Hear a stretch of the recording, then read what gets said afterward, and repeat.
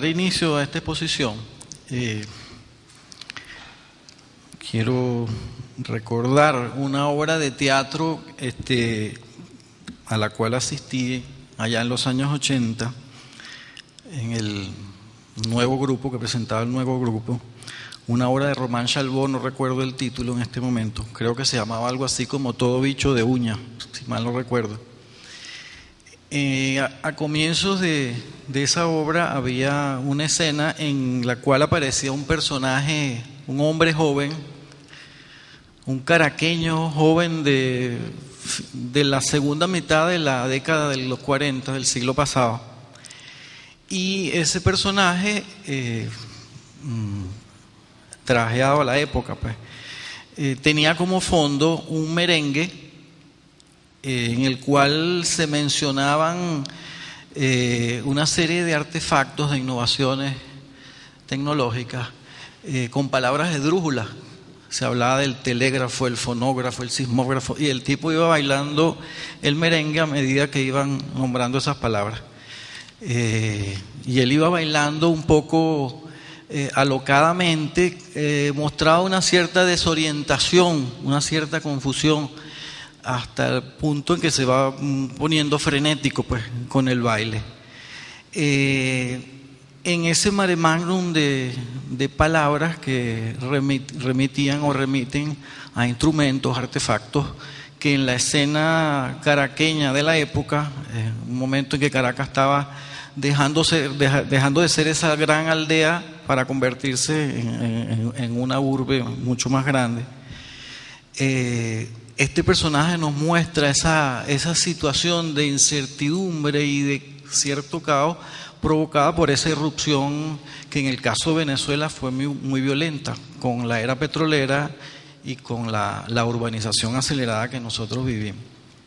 De tal manera que ese personaje bailando y moviéndose con ese fondo musical nos presenta de entrada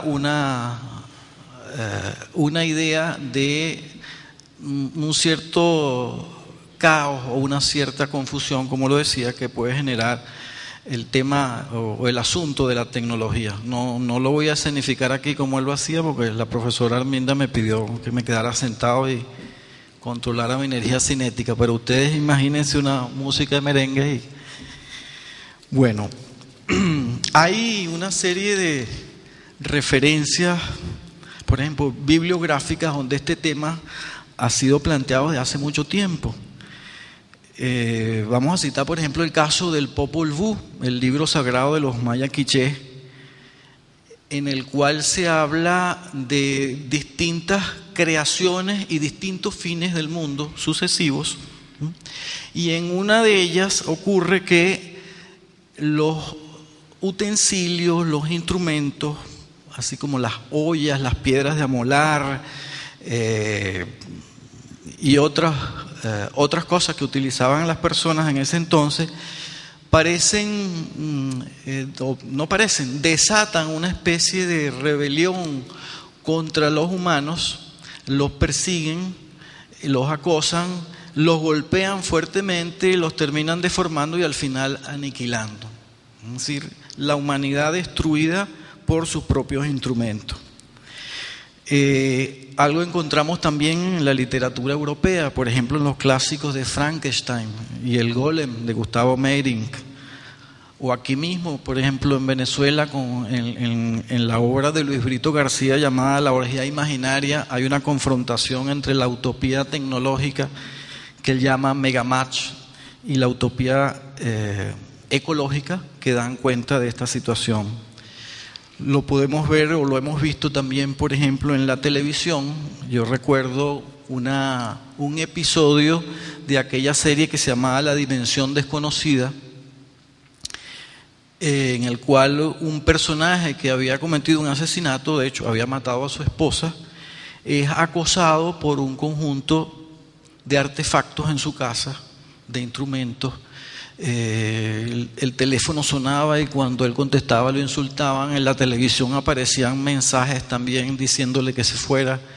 La batidora, la tostadora se prendían solas, la luz se prendía y se apagaba, y al final el automóvil se enciende solo y se le va acercando y la cosa hasta que él sufre un infarto y se cae a la piscina y se muere. También lo hemos visto en el cine, por ejemplo, con aquella serie animada de aquella película Fantasía de Walt Disney, en donde él recrea con dibujos animados el tema del aprendiz de brujo. Y más recientemente con películas como Terminator y Matrix. De alguna manera esto nos remite a lo que no dudamos en calificar de fundamentalismo tecnológico. Es decir, la creencia, y más que una creencia, una ideología según la cual todos los problemas pueden ser resueltos con tecnología. Y a una verdadera guerra de la tecnología contra la vida que estamos viviendo en la actualidad.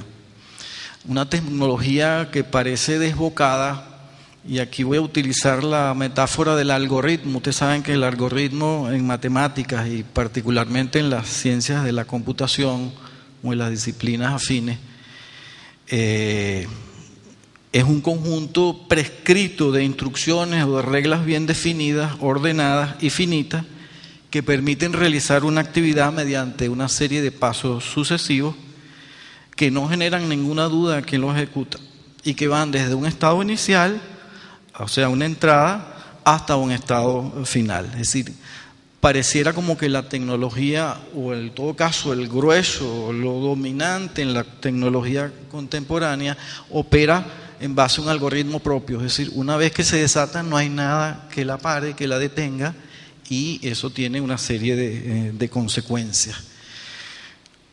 Estoy hablando aquí no solo de los instrumentos y los artefactos y de las técnicas, sino de la tecnología entendida como un sistema que incluye a la técnica, un sistema de conocimientos, de procesos y de relaciones.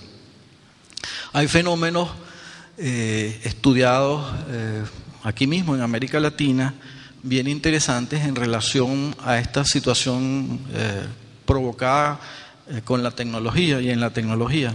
Por ejemplo, el fenómeno de la iatrogenia o iatrogénesis, que refiere a una situación de estancamiento que ocurre en el seno del sistema de la medicina contemporánea, en la medida en que se introducen nuevas innovaciones cada vez más sofisticadas y que no resuelven los problemas de salud, no curan las enfermedades, sino que en todo caso lo que hacen es mantener a los pacientes en situaciones de subordinación, de dependencia a toda esta serie de artefactos y dispositivos tecnológicos solo para justificar la tecnología por sí misma.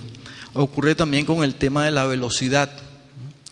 Tenemos automóviles, vehículos, aviones, etcétera, que se mueven cada vez más o capaces de moverse cada vez más velozmente, pero hay un cortocircuito que hace que esa velocidad en realidad no pueda alcanzarse, porque en la práctica lo que hacen es moverse más lentamente. Lo vemos, por ejemplo, en nuestras grandes ciudades.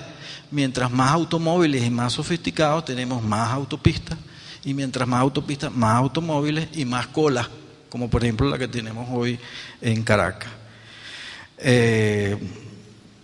Hay también una imagen que desde los años 90 ha estado muy presente en el imaginario público, que es la imagen de lo que algunos llaman el cyborg o el cyborg, es decir, la posibilidad de una creación artificial en donde se amalgan huesos, tejidos, plástico, metal y también microchips. Una especie de ser nuevo que no es humano, pero que conserva algunos elementos o utiliza algunos factores constituyentes de lo que es lo humano. Esta situación de la tecnología la tenemos que asociar necesariamente con el hecho de que la civilización dominante en nuestro mundo hace frente hoy en día a una descomposición no solo de sus valores y de sus instituciones, sino también de su ambiente natural. Por crucial que esto parezca, esta decadencia de las instituciones, de los valores, de la organización social y las relaciones humanas en general, no elimina en absoluto los problemas que afronta la sociedad actual. Entrelazada con esa gran crisis social, hay una crisis que ha surgido directamente de la explotación del planeta por los seres humanos. Y este no es un problema exclusivo de nuestra época, eso es cierto. Si pensamos, por ejemplo, en las desecadas tierras del cercano oriente, las áreas donde tuvieron su origen la agricultura y el urbanismo hace 4.000, 5.000 años, son una evidencia de lo antiguo del saqueo humano.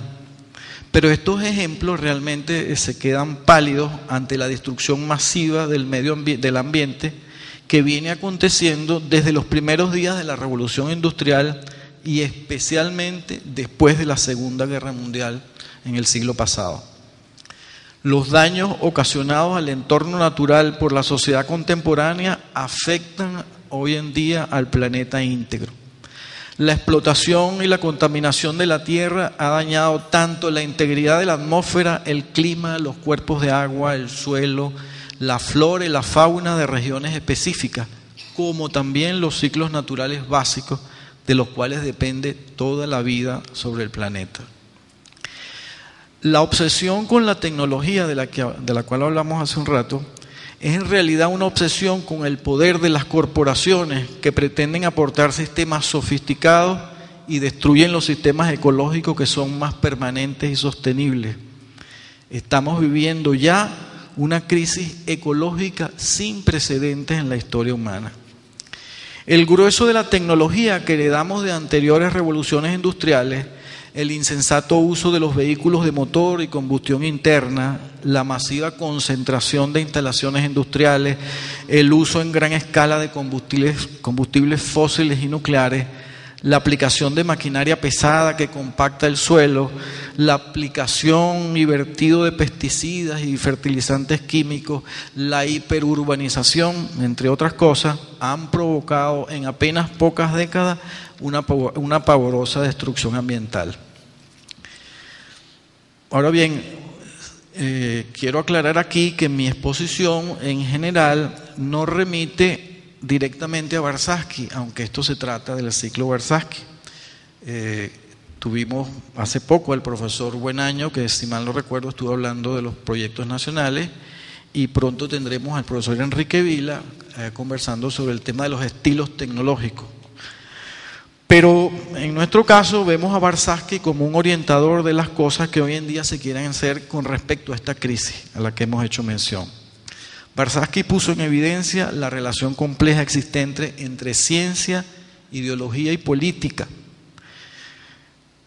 El pensamiento de Warshawski, que quizás en los años 60 para algunas mentes limitadas estaba fuera de contexto, hoy tiene una vigencia innegable. Oscar Warshawski trata de la inquietud en su obra de la posibilidad de la autonomía, independencia cultural y científica de un país latinoamericano. Lo que desarrolla es precisamente la circunstancia en la que se encuentra esa posibilidad. La ciencia se encuentra, según él, ideologizada porque su desarrollo está marcado por los valores dominantes de los países dominantes con un mayor desarrollo científico e industrial y por la orientación que ellos le imprimen al desarrollo de su sociedad, vale decir lo que él llamaba el estilo de sociedad. En América Latina, la colonización cultural, que podríamos definir como la permanencia de valores extraños a las sociedades autóctonas, se traduce, según Warshawski, en una especie de seguidismo científico-tecnológico y, por tanto, en un obstáculo para la transformación de nuestras sociedades. De acuerdo con su razonamiento, un proyecto nacional marcado por una ideología determinada determina la orientación que tome la producción y la organización social. Las necesidades de esta sociedad determinan los avances de la tecnología y la concepción de la ciencia. Y en sentido inverso, es la ciencia la que determina el desarrollo tecnológico y estos a su vez definen la orientación de la producción y de la organización y finalmente el proyecto nacional. El primer orden representa la relación ideal, dado que de acuerdo con Warshawski el desarrollo de la ciencia responde a los requerimientos y los valores de una sociedad. El segundo orden es artificial e impuesto y se asemeja más a la realidad científica y cultural latinoamericana. Los modelos científicos foráneos de acuerdo a Warshawski, entonces imponen determinados estilos tecnológicos y estos a su vez determinan la política de producción y el proyecto nacional. Dado que la ciencia no es neutra, sostiene Warshawski en diversas ocasiones a lo largo de su obra,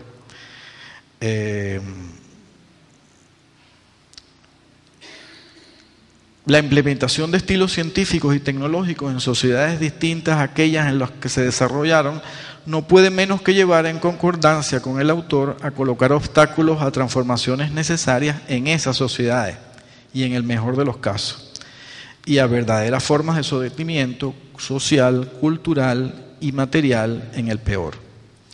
Visto esto, es más fácil visualizar los distintos estilos de sociedad que propone Warshawski, cada uno con sus correspondientes estilos de producción y organización. Que insisto, no voy a desarrollar ese punto, solo por encima diré que él habla del neocolonial, que incluye el traslado completo de modelos y desarrollo foráneo, el desarrollista orientado por la imitación y el socialista nacional creativo, en donde la solidaridad es un valor fundamental y el bienestar colectivo representa la máxima aspiración. Oscar Warshawski hablaba de 3 estilos de desarrollo asociados al desarrollo de la ciencia y la tecnología, como hemos visto. Y su tendencia era hacia el estilo nacionalista y socialista, ya que según él planteaba el desarrollo de la ciencia y la tecnología que tiene que estar asociado a su impacto en la sociedad. Es decir, que no se trata de desarrollar tecnología para atender las demandas del mercado, sino que de desarrollar las tecnologías que son necesarias y den sentido a la vida y satisfacciones desde el punto de vista del refuerzo de las identidades de los pueblos. Warshawski, como hemos visto, acuñó el concepto de estilos tecnológicos, que es una suerte de paso intermedio para justificar el concepto análogo de estilo científico y una derivación como derivación del concepto de estilos de desarrollo. Es decir, en palabras de Warshawski, tecnología entendida como receta y medios para alcanzar determinados fines. Warshawski nos lleva pues a tener una mirada crítica sobre el universo tecnológico, a sabiendas de que la ciencia actual no crea toda clase de instrumentos, sino solo aquellos que el sistema le estimula a crear. La ciencia actual, denuncia Warshawski, es denunciada por Warshawski como inútil por estar moldeada al sistema capitalista, por sus normas, valoraciones y élite.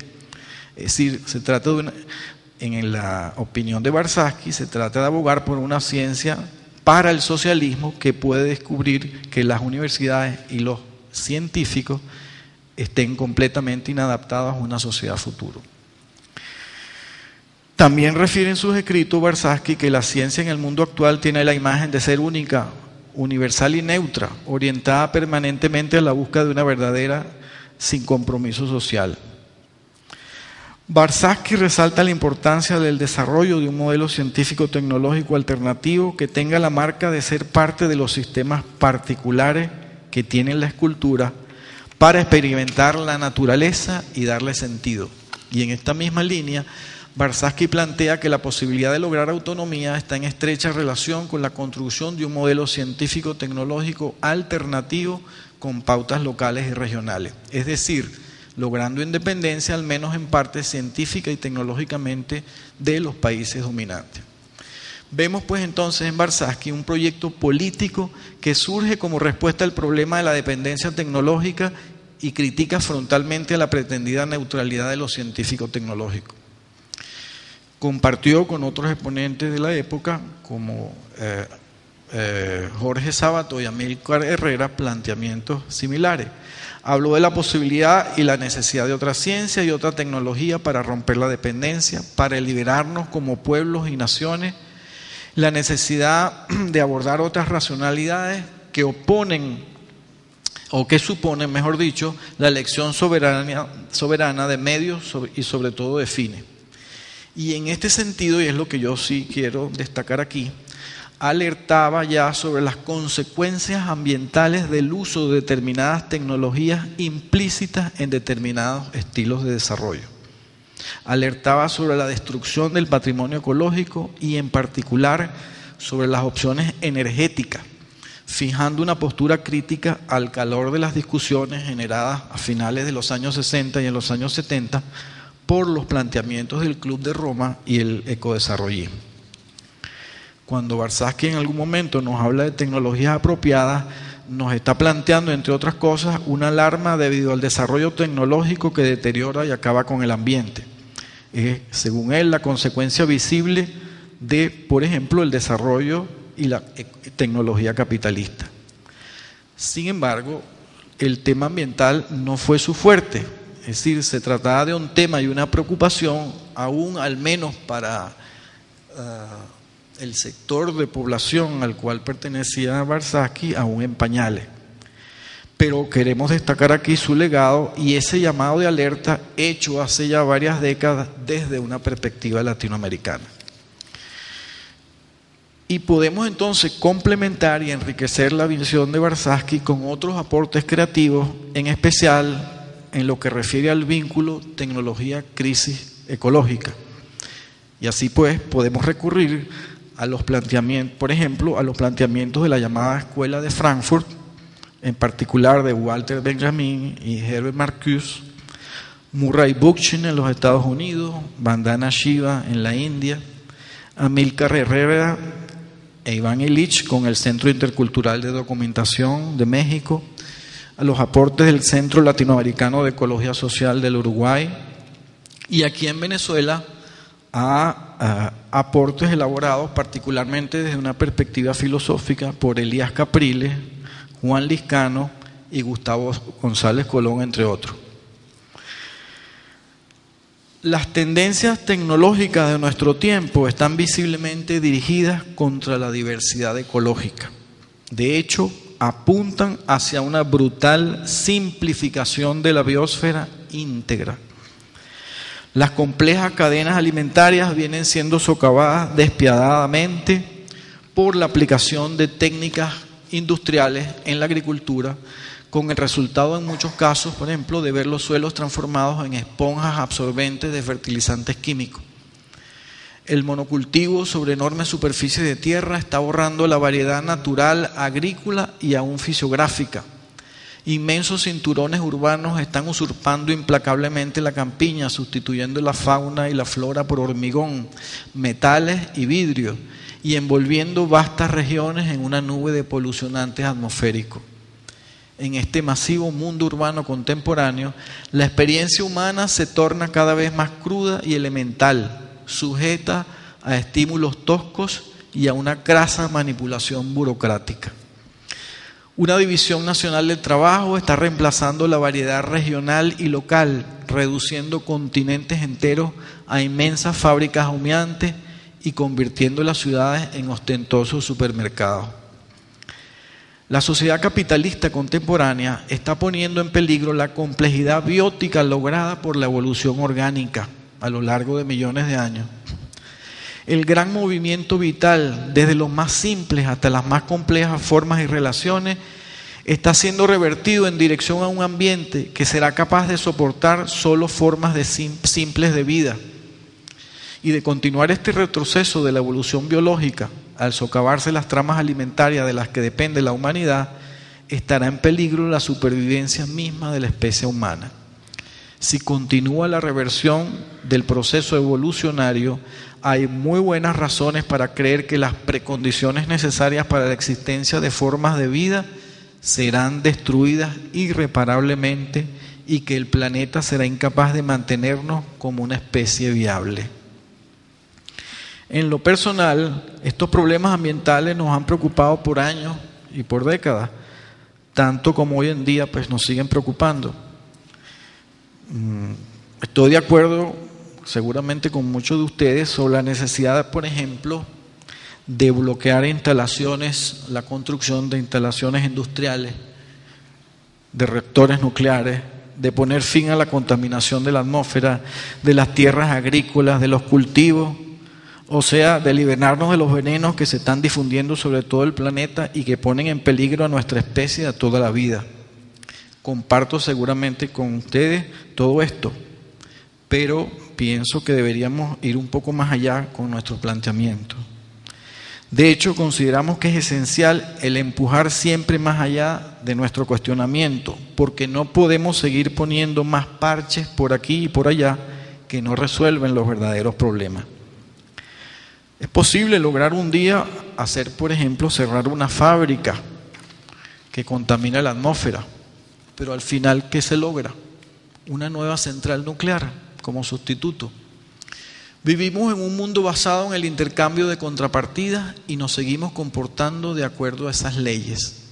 Definitivamente, pasando de un mal mayor a un mal menor y de un mal a otro mal. Y así seguimos empeorando la situación general. No se trata solo de una cuestión de plantas para la producción de energía, por más importantes que éstas sean, ni tampoco el problema de los gases contaminantes. Tampoco solo es el problema que está en los daños que causamos a la agricultura o el congestionamiento y la contaminación de los centros urbanos. Además, no se trata solo de tecnología, aun si el control tecnológico es en este sentido muy importante. Es claro que necesitamos una tecnología nueva. Por ejemplo, necesitamos una tecnología basada en energías alternativas, como la solar y la eólica. Necesitamos nuevas formas de agricultura. Sobre esto no albergamos ninguna duda. Pero existen problemas de fondo mucho más graves que aquellos creados por la tecnología y el denominado desarrollo moderno. Y tenemos que buscarlos en las raíces mismas del desarrollo. Y primero que nada tenemos que buscarlos en los orígenes de una economía basada sobre el concepto de crecimiento, la economía de mercado. Una economía que promueve la competencia y no la colaboración, que se basa en la explotación y no en el vivir en armonía. Y cuando digo vivir en armonía, entiendo no solamente el hacerlo con la naturaleza, sino entre la gente. Estas raíces también se vinculan de una manera más profunda al tema de la dominación, en donde podríamos rastrear en última instancia en el origen de toda nuestra crisis ecológica. Tenemos que empujar hacia la construcción de una sociedad ecológica que cambie completamente, que transforme radicalmente nuestras relaciones básicas. Mientras vivamos en sociedades que marchen hacia la conquista, hacia el poder, fundadas en la jerarquía, la dominación y la explotación, no haremos nada más que empeorar el problema ecológico, independientemente de las concesiones y de las pequeñas victorias que logremos ganar. Por ejemplo, si logramos que en algunas hectáreas o que nos donen algunas hectáreas para revegetarlas y reforestarlas, por otro lado se talan bosques completos. Si prometen acabar con las lluvias ácidas y las lluvias ácidas siguen cayendo. Se decide poner en el mercado alimentos supuestamente naturales, no contaminados por los pesticidas, y efectivamente el porcentaje de veneno muchas veces disminuye, pero lo poco que queda está constituido por los venenos más peligrosos para el organismo. De hecho, pensamos que es esencial empujar siempre más allá de nuestro cuestionamiento, porque no podemos seguir poniendo, como decíamos, más parches por aquí y por allá. Frente al cuadro de devastación que desde el propio sistema dominante se percibe ya en nuestro tiempo, ya desde los años 60 se hablaba, por ejemplo, de tecnologías apropiadas, tecnologías limpias. Pero cabe preguntarse, ¿apropiadas para qué? ¿Limpias de qué? Hay cierto ambientalismo que constituye una perspectiva mecanicista e instrumental y que ve a la naturaleza como un hábitat pasivo, compuesto de objetos como animales, plantas y minerales que deben administrarse del modo más aprovechable para el uso humano. Ese ambientalismo no cuestiona la premisa básica de la sociedad actual. Los seres humanos dominan y deben seguir dominando la naturaleza. Apenas si plantea la necesidad de desarrollar nuevas técnicas para minimizar los peligros de la explotación indiscriminada del ambiente. Y en este sentido voy a permitirme citar lo que escribía hace un tiempo atrás el gran poeta salvadoreño Roque Dalton. Decía, hablando de ese ambientalismo, la ecología es el eco producido por el estruendo con que el capitalismo destruye el mundo. Pues, independientemente de lo que diga la universidad, la ecología, más que una ciencia, es un discreto velo, un ungüento lubricante y, en el mejor de los casos, una aspirina científico-técnica. esto que dice o que decía Roque Dalton resulta particularmente lúcido en momentos como el actual, en que el capitalismo busca relanzarse, salir de la gran crisis en la que está sumido, con inversiones multibillonarias en sectores de la economía que buscan ser reorientados a la producción y la comercialización de combustibles, de las llamadas tecnologías limpias, etc. Y eso lo vemos en planteamientos recientes hechos por Obama en los Estados Unidos, por el secretario general de las Naciones Unidas, por Sarkozy en Francia, etcétera, etcétera.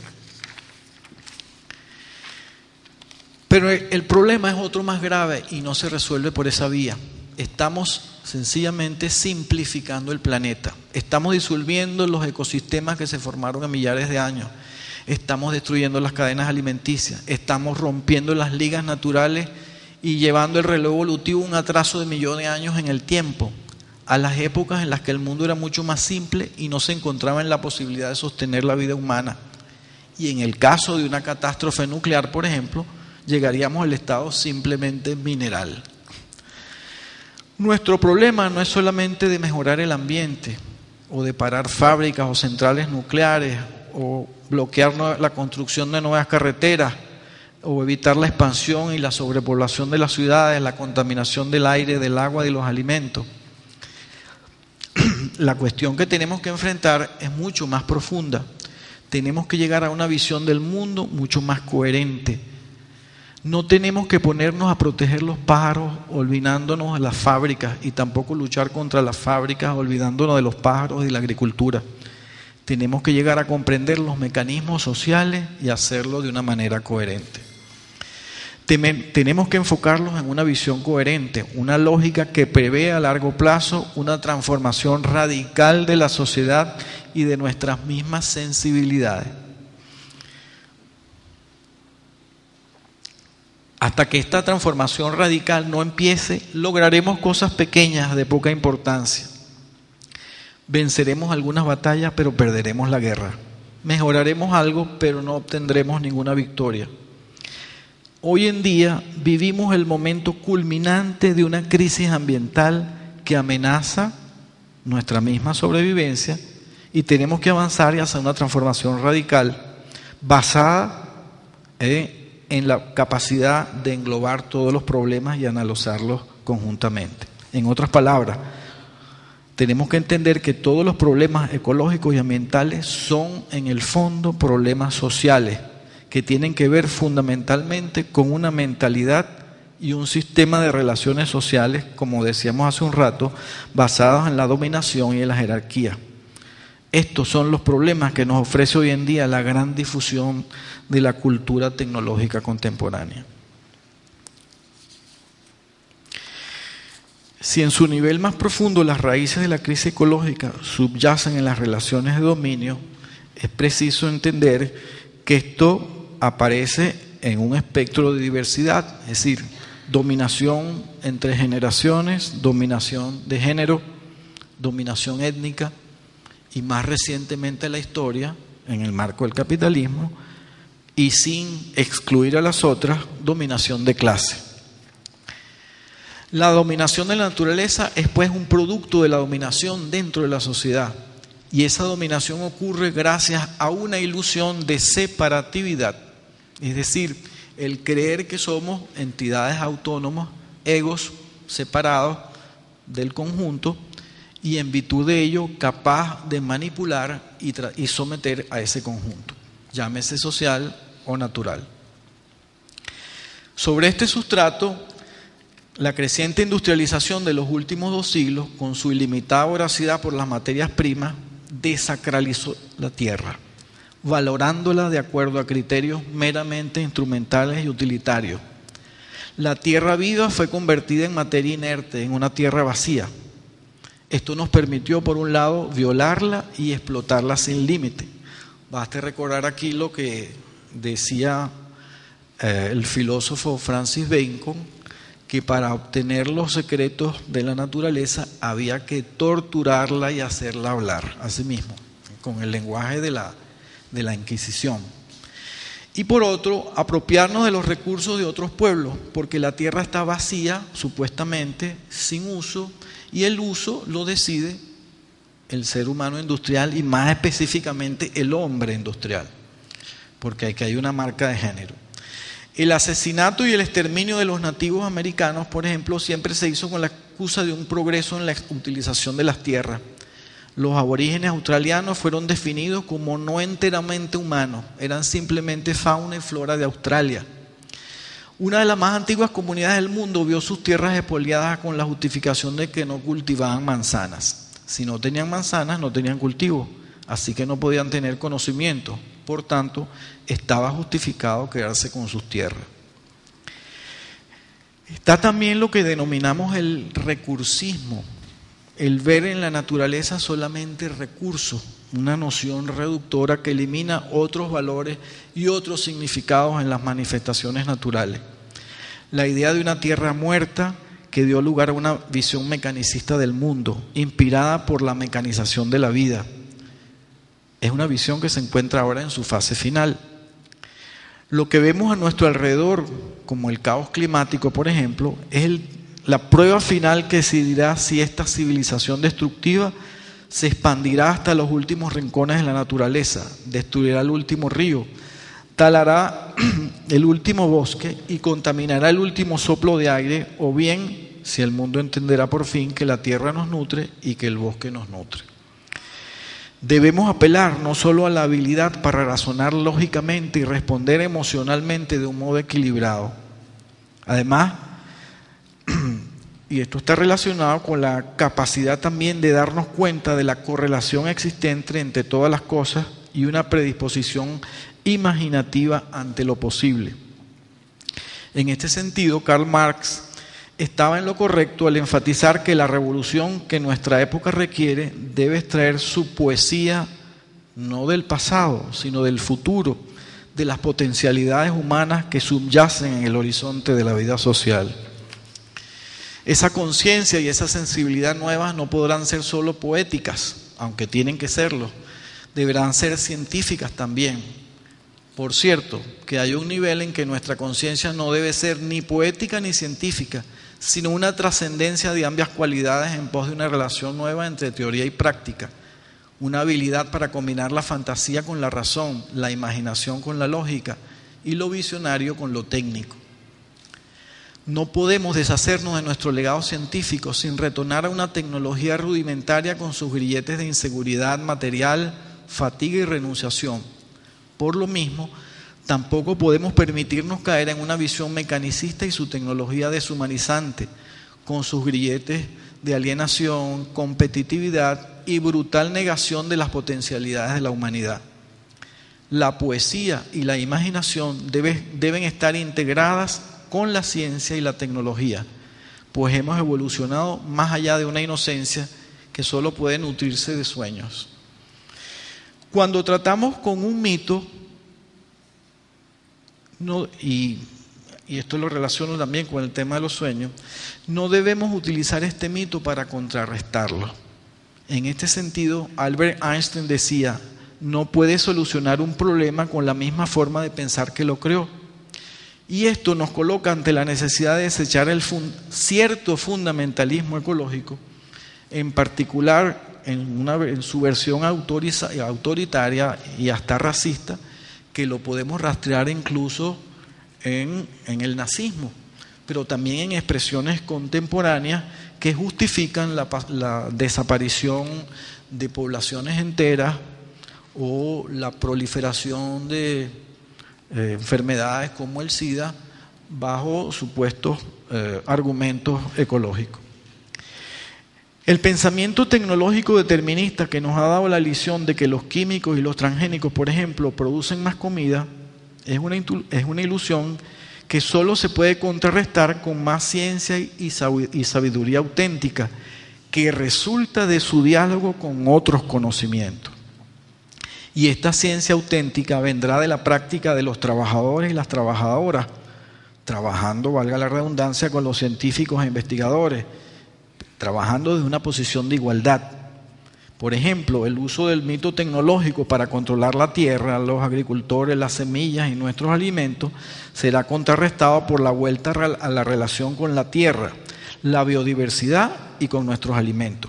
Esta es una fuerza cultural que está enraizada en el planeta y sus procesos y sale de una identidad que somos lo que comemos. Cabe acotar aquí que en modo alguno estamos abogando por una filosofía ingenua de retorno a las cavernas o una condena dogmática al legado científico-técnico de la llamada modernidad occidental. Nuestro propósito es más bien llamar la atención acerca del riesgo de naufragio que correría cualquier proyecto sociopolítico alternativo al capitalismo al dejarse capturar por el círculo vicioso de la copia compulsiva de los avances técnicos, tanto productivos como destructivos, de su adversario, sin una evaluación permanente de sus efectos ecológicos, sociales, políticos y culturales. Y creo que esto tiene mucha pertinencia para lo que estamos viviendo en Venezuela en este momento y en América Latina.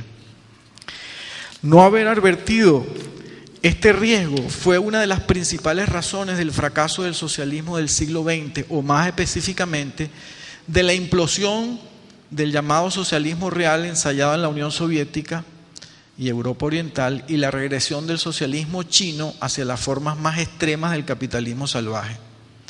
Pues tanto el colapso soviético como la recolonización de China por el capitalismo globalizado son en gran medida el resultado de la adopción de enfrentarse a la dinámica envolvente de la Guerra Fría desde el mismo marco epistémico de la modernidad industrialista de su oponente. Fue así como la competencia tecnológica y militar con las potencias capitalistas de Occidente asfixió hasta hacerlo perecer el impulso inicial en favor de la democratización radical de las decisiones políticas y la gestión horizontal de las actividades económicas. A la luz de estas consideraciones, la creencia crítica en la naturaleza universal y necesaria de las fuerzas productivas y destructivas desplegadas históricamente en el seno de las sociedades industrializadas, así como la idea de que su adopción acelerada es un requisito indispensable para la consolidación de cualquier proyecto de transformación revolucionaria de las naciones llamadas, entre comillas, subdesarrolladas, constituyen ideologemas provenientes del episteme moderno, compartidas tanto por el positivismo y sus derivaciones funcionalistas, neopositivistas y estructuralistas, como por el marxismo clásico. En consecuencia, cualquier estrategia de desarrollo científico-tecnológico edificada sobre estas bases terminará reproduciendo las formas de dominación imperantes hasta el presente en las llamadas sociedades periféricas y en consecuencia jamás llegará a ser una política auténticamente revolucionaria, independientemente de que sus promotores crean estar promoviendo una revolución. Y aquí tenemos que recordar a Warshawski de nuevo. Es indispensable una transformación revolucionaria de las prácticas sociales de producción y reproducción de los saberes científicos y técnicos. Esto implica un cambio paradigmático en el que resultarán modificados radicalmente cuanto menos tres órdenes: el de la epistemología, que sirve de fundamento de las prácticas de producción de estos saberes; el de la axiología, que orienta los fines de la ciencia y la técnica y permite evaluar la adecuación entre medios científicos y tecnológicos y fines sociales; y el de los actores sociales, que detentan la hegemonía en el campo de las prácticas científico-tecnológicas. De aquí se infiere que en el siglo XX las revoluciones no puedan o no deban seguir concebiéndose únicamente como cambios en las formas de propiedad de los medios de producción. Obviamente estos cambios son necesarios y urgentes para superar la desigualdad y la exclusión, pero el punto es que han dejado de ser suficientes si se aspira a que las revoluciones signifiquen de veras una transformación profunda del orden capitalista. El fracaso del socialismo industrialista burocrático del pasado siglo ha dejado una lección irrecusable a este respecto. Asimismo, una política auténticamente revolucionaria en el campo de la ciencia y la tecnología, y por lo tanto no reproductora del viejo orden capitalista y colonialista, tendrá que redefinir su ámbito de competencia mucho más allá del protagonismo excluyente ejercido en la modernidad por el mercado a la derecha y el Estado a la izquierda. pues para sortear el riesgo de reincidir en un simple cambio de rostros en la nomenclatura de la burocracia estatal o de las corporaciones privadas que hasta el presente han hegemonizado la producción de los saberes científico-técnicos, habrá que comenzar por identificar a los auténticos sujetos de la revolución en curso y sus arraigos culturales más allá de las fronteras de los marcos epistémicos e institucionales de la tecnoburocracia pública y privada articulada a los intereses del capital transnacional. En segundo lugar, una vez reconocidos los nuevos actores sociales y sus marcos epistémicos, éticos y socioculturales, será necesario iniciar la transferencia progresiva del control sobre los procesos de producción y reproducción de los saberes científico-técnicos de las manos del Estado y las corporaciones a las manos de las comunidades y las redes sociales protagonistas del nuevo orden civilizatorio emergente. Notemos que esta transferencia va mucho más allá del proyecto ilustrado de democratización de la ciencia y la tecnología producida por la modernidad. Implica además, y en esto se juega su carácter auténticamente revolucionario, la posibilidad de refundar los procesos sociales de producción y reproducción de la ciencia y la tecnología sobre las nuevas bases epistemológicas y axiológicas aportadas por los sujetos populares del cambio. De esta manera veremos surgir una ciencia y una tecnología iluminadas por valores ecológicos, no depredadora y no contaminante, una ciencia y una tecnología emancipadas y emancipadoras, que no reproduzcan la dinámica de explotación y exclusión propia de las relaciones de dominación capitalista, una ciencia y una tecnología surgida de la raíz de las culturas originarias, indígenas, campesinas y populares, aún sobrevivientes. Una ciencia y una tecnología creada y gestionada equitativamente por hombres, mujeres y niños. Una ciencia y una tecnología que, sin negarse a dialogar con los saberes heredados de la modernidad occidental, impide activamente a las burocracias y las corporaciones arrebatarle el protagonismo en la configuración de su destino a los poderes creadores del pueblo. Se trata, en fin, de una enorme tarea de sustituir una ciencia de minorías concebida para el sostenimiento del poder y la universalización de la muerte por una ciencia que se gesta entre las mayorías para el florecimiento de la vida, la diversidad de las culturas, la naturaleza, de la tierra en su conjunto. Con estos referentes podemos hablar de tecnologías apropiadas, ahora sí, esenciales para liberar a la humanidad y al planeta. Al estar en contra de la tecnología en sí, la gente emplearía todo su tiempo trabajando y así las estructuras jerárquicas se desarrollarían de nuevo. Ciertas técnicas contemporáneas revelan la posibilidad de una sociedad de post-escasez, de abundancia. Pero así como la tecnología moderna contiene la promesa de liberación, es su inmensa capacidad para dominar lo que explica su uso como un arma totalitaria. Como es ampliamente adoptada, se transforma en un instrumento que extiende la opresión humana y la devastación ecológica, amenazando a todo el ámbito de la biosfera. Requerimos de una transformación tecnológica completa, de una reformulación y resemantización, es decir, de un cambio de sentido y de contexto de la tecnología. En este marco, entonces, podemos visualizar tecnologías industriales, por ejemplo, que deben ser reemplazadas por ecotecnologías, técnicas de pequeña escala, incluyendo la automatización limitada, que realzan la ecosfera en vez de dañarla y que permanezca dócil al control local debido a su tamaño. Esas tecnologías podrían ser operadas en vecindades urbanas o en comunidades rurales mediante asambleas de democracia participativa y directa, cara a cara. Ciertamente aquí no vale solamente el tema de la escala. Schumacher decía en los años 70 que lo pequeño es hermoso, pero eso no siempre es cierto. La escala tecnológica, por ejemplo, de la sociedad inca estaba modelada, en dimensiones relativamente pequeñas y sin embargo era una tecnología que operaba para la dominación a lo interno de la sociedad. Lo más importante que en la escala, sin descartarla, es tener en cuenta el principio de cooperación y de simbiosis con los ciclos y los procesos naturales que debe tener esa tecnología. Necesitamos de una ecología capaz de introducirse en los sistemas sociales que imperan en el planeta y además de analizar los componentes ideológicos que lo regulan, formular propuestas concretas de cambio, de tecnología, donde la visión parcial del mundo es desechada, partiendo de la premisa de que la vida en el planeta no es una cuestión de jerarquía, sino de red, donde un eslabón dañado afecta al conjunto. Requerimos tecnologías basadas en la descentralización, en nuevos equilibrios con la naturaleza y en la armonización de las relaciones sociales. Instalaciones industriales basadas en pequeñas máquinas multipropósitos. Las últimas innovaciones en tecnología a escala humana, la producción de bienes y servicios con gastos de energía mínimos. Tecnologías enmarcadas en la integralidad del bien público como concepto. Se trata también de promover el uso de la tecnología que la gente puede poner en práctica utilizando herramientas simples y baratas. La democracia tecnológica es al movimiento ecológico lo que para el pez es el agua, es un medio natural.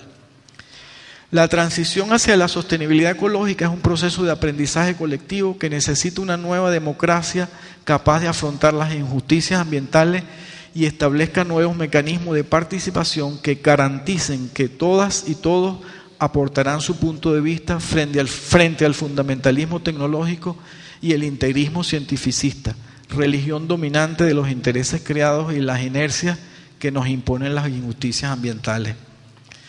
Warshawski se preguntaba, ¿qué ciencia para el pueblo nos ayudará a llegar a una ciencia del pueblo?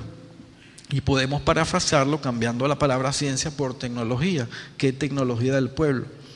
Partiendo de estas interrogantes, podemos y debemos buscar un estilo tecnológico que sea pueblocéntrico, una alternativa planteada por Warshawski, pero también que sea ecocéntrico. Y para ello no debemos ignorar que vivimos en una naturaleza humanizada, resultado de la función de naturaleza y sociedad. Por lo tanto, no puede haber en esto solo una ecología natural, sino también una ecología social. Somos testigos de la batalla final de una civilización en guerra contra el mundo natural y contra nosotros mismos. La cuestión primordial es cómo haremos las paces con la tierra, con los demás, con nuestros semejantes, hombres y mujeres. Hoy nuestro deber es primero proteger ferozmente la vida allí donde se encuentre y también creativamente. Y si sabemos que algo que consumimos, por ejemplo, daña a la atmósfera, a la tierra o al bosque, nuestro deber es no participar en ello. Eso implica un esfuerzo, crear una alternativa, pero podemos decir que todo lo que implica esfuerzo nos da satisfacción humana por parte del colectivo, por parte de la sociedad.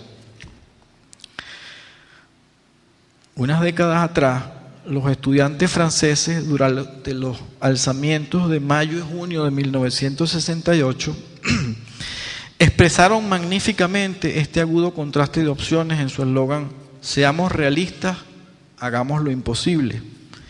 A esta demanda, las generaciones que ya confrontan el siglo XXI tienen, en nuestra opinión, que agregarle este mandato más solemne: si no hacemos lo imposible, deberemos afrontar lo inconcebible y desaparecer. Construyamos, pues, aceleradamente la viabilidad del cambio civilizatorio y ecosocial. Muchas gracias.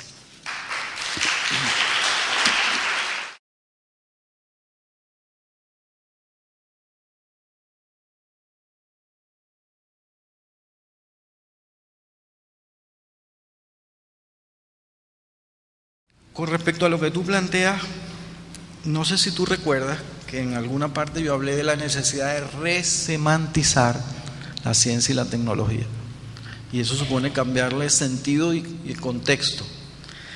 Incluso hablo de la necesidad del diálogo fundamental con otros saberes. En lo que a mí respecta, a mí no me importa si cambiamos la palabra por saberes en plural, perfecto. Pero creo que estaríamos siendo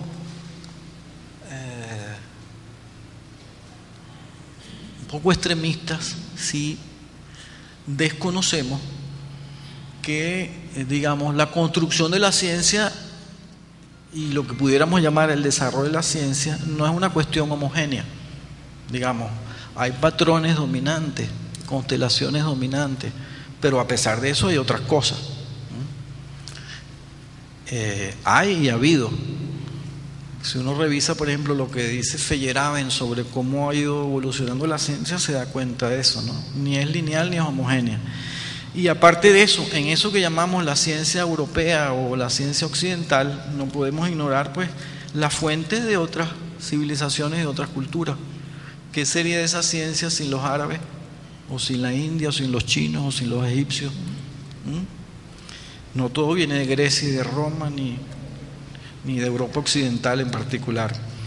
Pero es cierto, digamos, lo que pudieras nominar la corriente dominante dentro de la ciencia se mueve en base a un concepto, a una noción que está muy cargada negativamente a nuestro entender.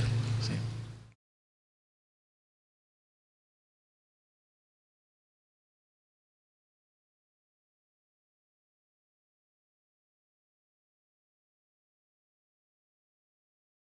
Cuando hablamos de compatibilidad entre tecnología y ambiente, nuevamente, ¿a qué tecnología nos estamos refiriendo? Porque no hay una sola tecnología. Y ciertamente eso nos remite a lo otro. Pues, como decía Barsky, hay distintos estilos tecnológicos.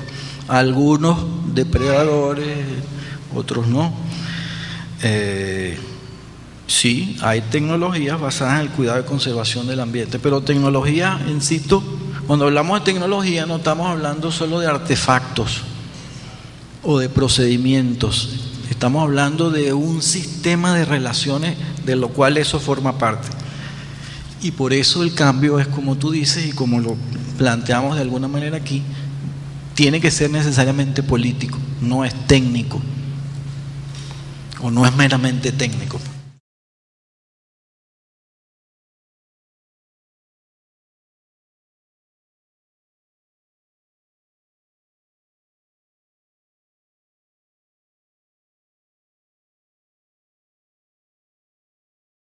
Con respecto al tema de las relaciones sociedad-naturaleza, hay tantas relaciones sociedades-naturaleza como culturas y sociedades hay o han existido. Son variables, cambiantes, se transforman. Así que en ese sentido no hay uniformidad. Y eso tiene que ver con tantas imágenes, percepciones o sensibilidades hay en relación a lo que es el mundo natural. Yo te quisiera poner un ejemplo que el otro día lo puse aquí a propósito de otra conferencia, creo que fue aquí, o en una clase, no recuerdo. ¿Tú sabes lo que es la montaña Sorte? Que está en Yaracuy, ¿no? Que es famosa, ¿por qué? Por el culto, porque es la sede, digamos, física fundamental de un culto venezolano que es el de María Leonza. Si yo le preguntara a, ¿cómo se llama? A una persona que vive allí, porque hay campesinos que viven en la zona y siembran maíz, etcétera, ¿qué significa esa montaña para él o para ella? Seguramente me hablaría de la montaña como su hogar, o de ese ámbito como su hogar. Pero si yo le hago la misma pregunta a un funcionario de Imparques, porque eso es un monumento natural y está regido según el sistema de áreas bajo régimen de administración especial que determina la normativa ambiental venezolana, seguramente me hablaría de la montaña en términos de lo que es eso, pues, un monumento natural que es importante por tales y tales características geológicas, ecológicas, etcétera. Si le hago la pregunta a un botánico, a lo mejor me habla de la importancia de esa montaña en términos de la biodiversidad vegetal. Pero si le hago la misma pregunta a un artista, a lo mejor a un poeta, o a un pintor, a una pintora, a lo mejor me habla de la montaña como una fuente de inspiración artística. Si le hago la misma pregunta al dueño de un aserradero, a lo mejor me habla de la montaña como una fuente de madera. Y si le hago la misma pregunta a una persona que está involucrada en el culto a María Leonza, me habla de la montaña como de un lugar sagrado. Fíjate cómo hay distintas sensibilidades, distintas imágenes y distintas percepciones que suponen relaciones distintas con la naturaleza. Y eso puede ocurrir en una misma sociedad. Ahora, hablamos de sociedades y culturas distintas de las cuales se derivan o en las cuales se establecen relaciones distintas. Hay relaciones claramente de cooperación de los humanos o de la sociedad o de las sociedades con los ciclos naturales y con las manifestaciones en general. Es decir, no hay una idea de competencia ni de dominio, sino una idea de que para poder sobrevivir, subsistir, hay que cooperar en un sentido y el otro. Así como hay relaciones claramente de dominio y explotación. Citamos el caso de Bacon, por ejemplo. Todo lo que fundamenta el industrialismo contemporáneo está fundado sobre esa idea. Es decir, la naturaleza no es sino un almacén, una despensa a la que yo le saco cosas, les traigo, les meto dinamita, la taladro, etc. Sobre el tema de las necesidades, bueno, igualito. No hay necesidades únicas, universales ni homogéneas, salvo aquellas determinadas por nuestra biología, y sin embargo esas mismas están condicionadas socialmente, históricamente, culturalmente. Nunca son las mismas. Así que cuando hablamos de satisfacer necesidades, nuevamente hay que preguntarse, ¿cuáles necesidades? A veces se habla, por ejemplo, por ahí del concepto de desarrollo sustentable y sostenible, o sostenible, que sea capaz de garantizar la satisfacción de las necesidades de las generaciones actuales, pero también de las futuras. Ahora, nadie nos garantiza que las necesidades de las generaciones futuras van a ser las mismas que las generaciones actuales, así que eso hay que tenerlo en cuenta. Planteábamos aquí que en última instancia la crisis ambiental se explica por un afán, una práctica de dominación de la sociedad sobre la naturaleza, pero también de la sociedad a su interior. Y eso lo remito al tema de la distribución. Es decir, no podemos pensar en una sociedad ecológica que no sea igualitaria. No podemos pensar en una sociedad ecológica en donde se explota a la gente y se domina a la gente. Por eso es imposible un capitalismo ecológico. Eso es una falsedad, es una falacia. Así que el tema de la distribución para la satisfacción de los bienes entra dentro de eso.